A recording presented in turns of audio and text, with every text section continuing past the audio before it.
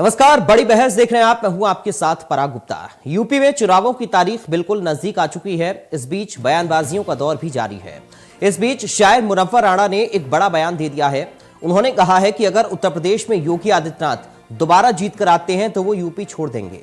बता दें कि मुनव्वर रायबरेली के रहने वाले हैं। उन्होंने ये भी कहा कि अपनी मिट्टी को छोड़ना दुख की बात तो है, लेकिन जब चिड़िया का घोंसला खतरे में होता है तो वो भी अपना आशियाना छोड़ देती है। साथ ही मुनव्वर राणा ने कहा कि वे दिल्ली या कोलकाता चले जाएंगे। मुनव्वर राणा ने यह बताया है कि मुसलमानों के लिए दिल्ली, कोलकाता और गुजरात अधिक सुरक्षित हैं। आपको बता दें कि मुनव्वर राणा ने यह भी कहा है कि वो पहले भी कह चुके हैं कि अगर योगी आए तो वो यूपी छोड़कर चले जाएंगे। उन्होंने कहा कि मुसलमानों ने अब अपने घरों में चाकू रखना बंद कर दिया है, क्योंकि उन्हें पता नहीं कि योगी उन्हें कब बंद कर देंगे। मुनव्वर राणा ने कहा कि उत्तर प्रदेश के चुनाव में लोग असली मुद्दों को देखेंगे और उसी के आधार पर वोट करेंगे। जिन्ना और पाकिस्तान के नाम पर यूपी की जनता वोट नहीं करेगी।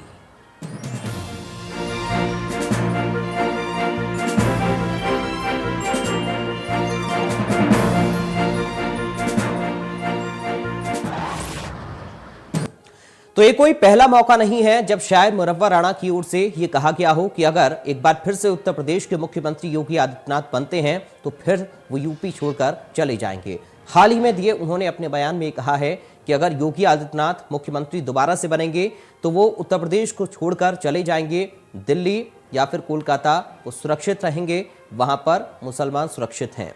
तो ये बातें मुनव्वर राणा की ओर से कही गई हैं। हालांकि उन्होंने ये भी कहा कि जब अपनी मिट्टी को छोड़कर जाना हो तो दुख होता है, दुख की बात है, लेकिन जब चिड़िया के घोंसले पर संकट आता है तो वो भी अपना घोंसला छोड़ देती है।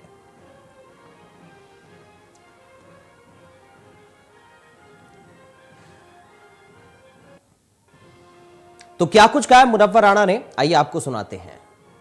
एक आंसू भी हुकूमत के लिए खतरा है। तुमने देखा नहीं है आंखों को समंदर होना। भले ही अल्फाज हमारा है, लेकिन जिनके ये शब्द होते थे मशहूर शायर मुनव्वर राणा जी हैं। बड़ा विवाद मचा हुआ है। आपका एक बयान चल रहा है कि अगर योगी मुख्यमंत्री बनते हैं तो हम यहाँ से पलायन कर जाएंगे। नहीं, तो ये तो योगी का मसला नहीं है ना, ये मसला तो अमित शाह का है ना। भाई वो ढूंढ रहे हैं टॉर्च लेकर कि कौन पलायन किया, किसने पलायन किया, किसने पलायन किया। तो मैंने उनको खुशखबरी दी है कि आपके लिए खुशखबरी है कि आपके जीते जागते एक शख्स उत्तर प्रदेश से पलायन करने जा रहा है।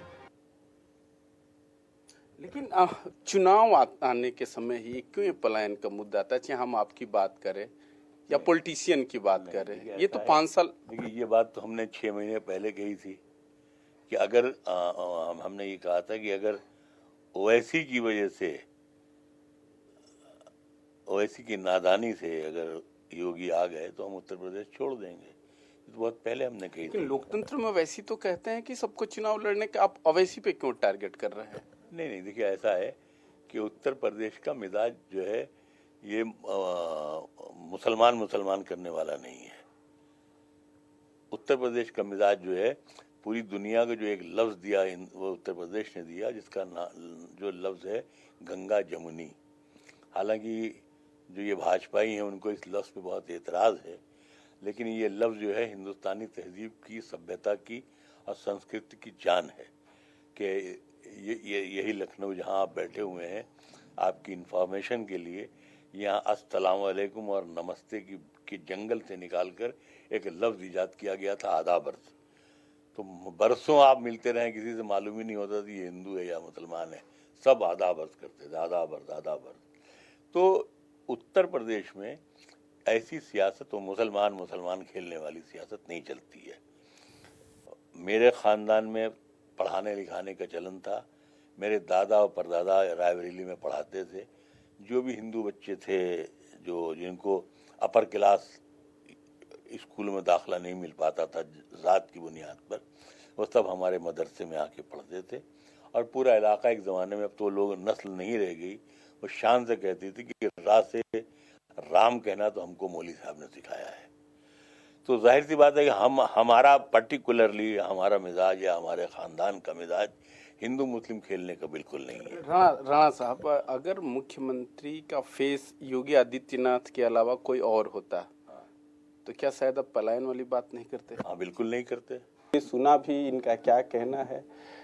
ये तो बात सही है कि जैसे जैसे चुनाव करीब आता है पलायन की चर्चा तेज हो जाती है। यही है उत्तर प्रदेश की सियासत। सहयोगी सिद्धार्थ के साथ रजनीश पांडे, इंडिया न्यूज। तो मुनव्वर राणा के बयान पर क्या कुछ कहना है मंत्री मोहसिन रजा का और बीजेपी में शामिल हुई निदा खान का, आइए सुनाते हैं आपको। कुछ लोग नहीं कर रहे हैं। बहुत ही चर्चित और कंट्रोवर्शियल शायर मुनव्वर राणा कह रहे हैं, तो मैं आपके ही चैनल के माध्यम से कहना चाहता हूं कि भारतीय जनता पार्टी की सरकार बनेगी, योगी जी के ही नेतृत्व की सरकार बनेगी। आप अगर उस दिन का इंतजार कर रहे हैं तो बेहतर है कि अगर कल जाना है तो आज ही चले जाइए, ये मैं उनको सलाह दूंगा। मुस्लिम महिला है, कल मुनव्वर राणा जो प्रसिद्ध शायर है, उन्होंने कहा कि हम प्रदेश छोड़ के चले जाएंगे अगर योगी की सरकार आएगी। ऐसे में आप भारतीय जनता पार्टी ज्वाइन कर रहे हैं, तो कुछ मैसेज?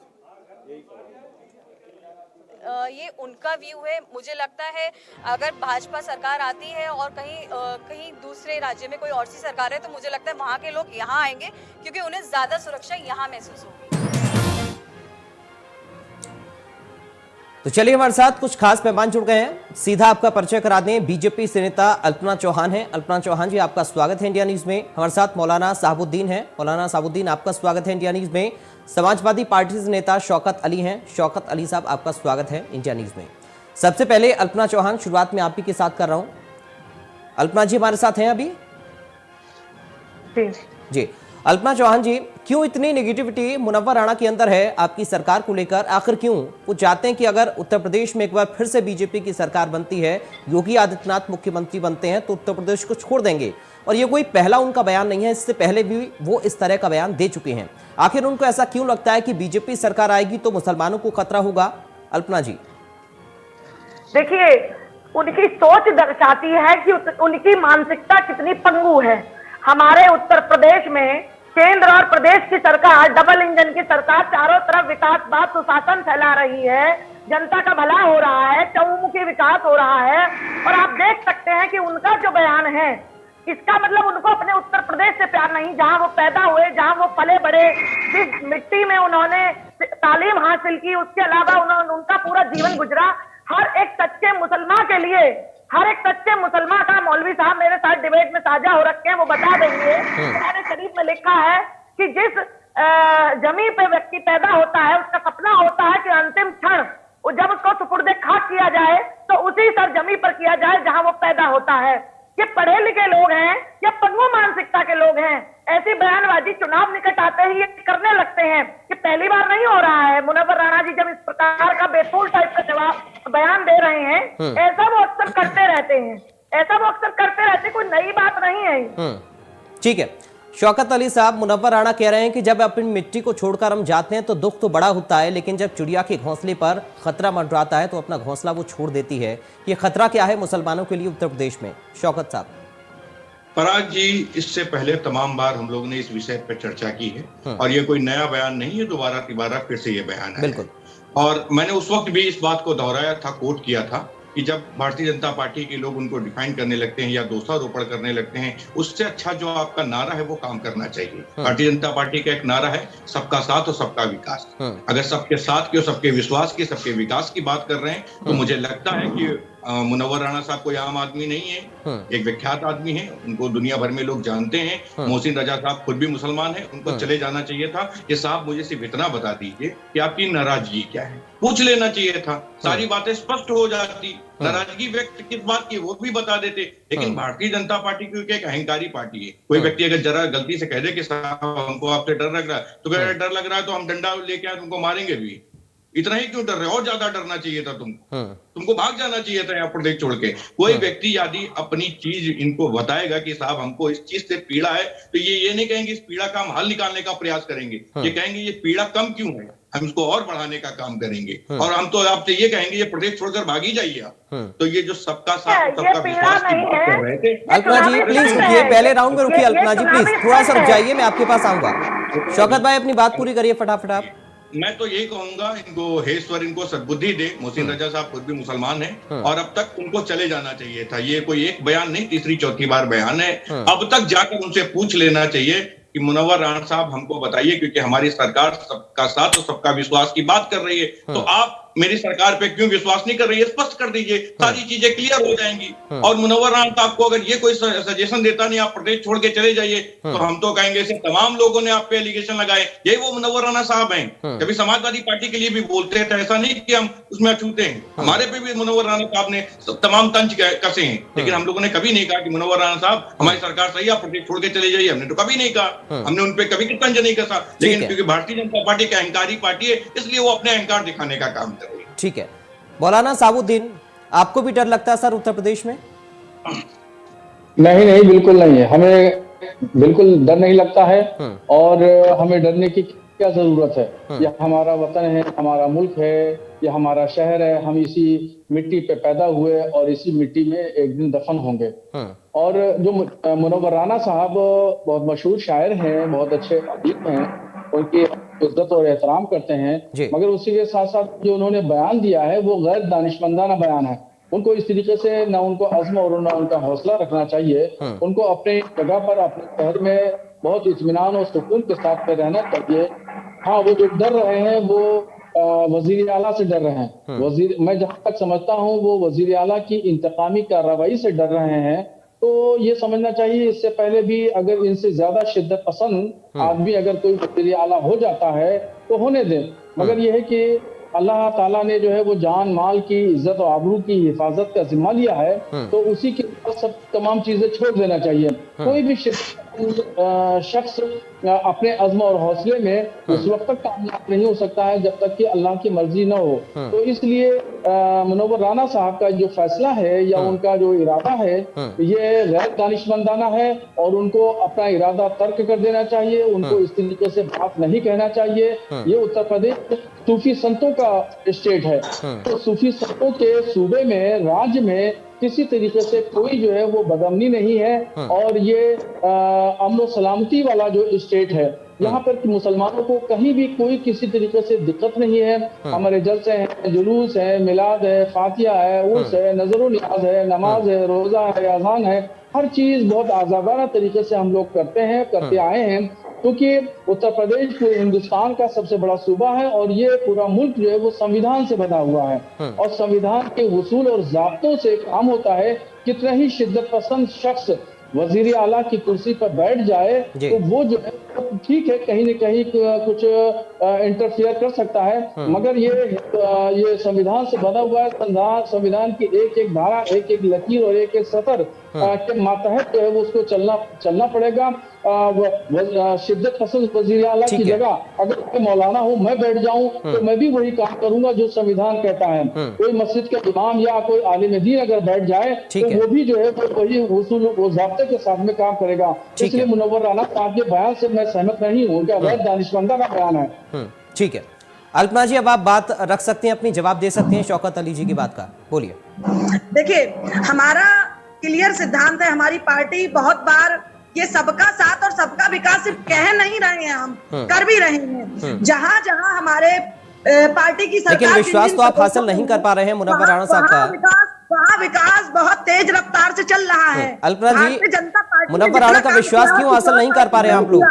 हमारी पार्टी जो है गुंडे बदमाशों को जेल भेजने का काम कर रही है, आतंकवाद को रोक रही है। आप बता दीजिए उत्तर प्रदेश में कितने दंगे हुए भाजपा के राज में? सबसे ज्यादा दंगे हुए समाजवादी के कार्यकाल में हुए, लूटमार हुई समाजवादी के समय में हुई, गुंडागर्दी हुई समाजवादी के समय में हुई। और जो मुनव्वर राणा साहब बयान दे रहे हैं, अक्सर इस प्रकार के बयान देते रहते हैं। चुनाव जैसे ही आता है इनके बयानों की बौछार आने लगती है।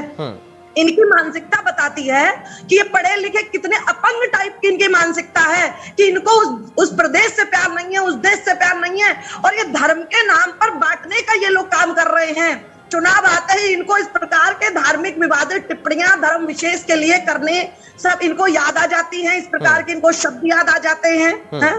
इस प्रकार की जो ये जुमलेबाजी कर रहे हैं, बयानबाजी कर रहे हैं, इससे ये जनता को भटकाने का काम कर रहे हैं। और मैं तो कहूँ चुनाव आयोग को इस पर संज्ञान लेना चाहिए, इनके खिलाफ कोई ना कोई एक्शन लेना चाहिए। और दूसरी बात, हमारे मुख्यमंत्री जी एक संवैधानिक पद पर बैठे हुए हैं।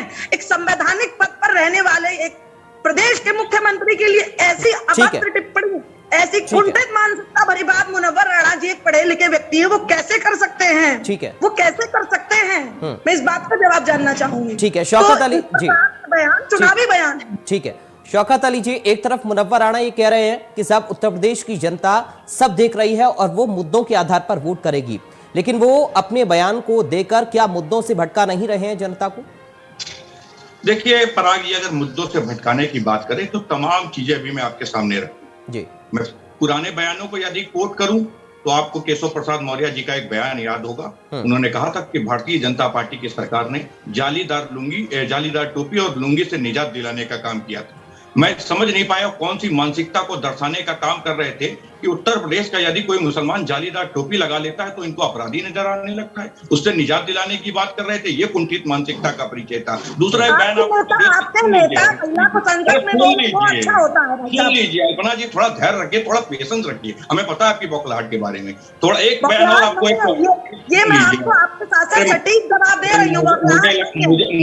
मुझे लग रहा था बहुत धैर्य के सुनेंगे, लेकिन सुनना नहीं पसंद है आपको। एक बयान और कोट करता हूं। देश के गृह मंत्री ने पश्चिम की धरती पे खड़े होकर कहा कि जो लोग आज हमें अपमानित करने का काम कर रहे हैं उनसे बदला लिया जाएगा। मैं आज तक नहीं समझ पाया कि देश के गृह मंत्री को कौन अपमानित करने का काम कर रहा था, आज तक नहीं पराग जी मुझे समझ में आया। एक ताजा उदाहरण देता हूं आपको। इसी देश की धरती पे कहा गया, हम उत्तर प्रदेश की सरजमी पे, कि जाट 650 सालों तक मुगलों से लड़ते रहे, भारतीय जनता पार्टी आज भी लड़ रही। मैं समझ नहीं पा रहा हूं कि मुगल अभी प्रदेश में बचे हुए हैं क्या? कौन से मुगलों की बात हो रही थी? इस तरह की तुष्टीकरण की मानसिकता से भारतीय जनता पार्टी। शौकत अली साहब ये बताइए कि कौन सी पार्टी ऐसी है उत्तर प्रदेश के अंदर जो कि धन के आधार पर जनता को नहीं बांट रही है?